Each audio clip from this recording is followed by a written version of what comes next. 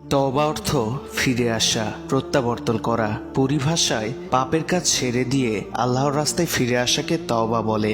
মানব জীবনে তওবার গুরুত্ব অপরিসীম, কারণ তওবার মাধ্যমেই কেবল আল্লাহর নৈকট্য লাভ করা সম্ভব। আল্লাহ তাআলা বলেন, হে মুমিনগণ, তোমরা সবাই আল্লাহর কাছে তওবা করো, খাঁটি তওবা। প্রত্যেক মানুষের তওবার সঙ্গে সংযুক্ত থাকা আবশ্যক। এতে আল্লাহ তাআলা বান্দার প্রতি খুশি হন এবং তাকে ক্ষমা করেন। আল্লাহ বলেন, নিশ্চয়ই আল্লাহ তওবাকারী এবং পবিত্রতা অর্জনকারীকে ভালোবাসেন। ভুল বুঝতে পারা মাত্রই তওবা করতে হবে। মহানবী সাল্লাল্লাহু আলাইহি ওয়াসাল্লাম বলেন, নিশ্চয়ই আল্লাহ তার বান্দার তওবা গ্রহণ করেন যতক্ষণ না সে মৃত্যু যন্ত্রণায় গড়গড় করে।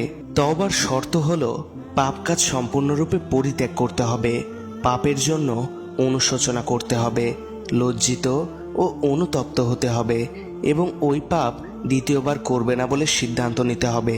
মহানবী সাল্লাল্লাহু আলাইহি ওয়াসাল্লাম বলেন, হে মানব জাতি, তোমরা আল্লাহর কাছে প্রতিদিন তওবা করো, কেননা আমি প্রতিদিন শতবার তার কাছে তওবা করি।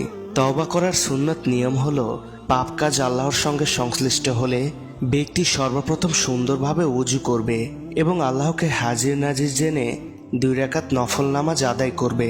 এরপর আস্তাগফিরুল্লাহ রব্বি মিন কুল্লি জানবিউ ওয়া আতুবু ইলাইহি 7 বার, সূরা ফাতিহা 1 বার, সূরা ইখলাস 3 বার ও দরুদ শরীফ 11 বার পাঠ করে আল্লাহর কাছে ক্ষমা চাইবে। যদি পাপ কাজ বান্দার হকের সঙ্গে সংশ্লিষ্ট হয়, তখন বান্দার হক আদায় করবে অথবা তার কাছে ক্ষমা গ্রহণের পর আল্লাহর কাছে ক্ষমা চাইবে।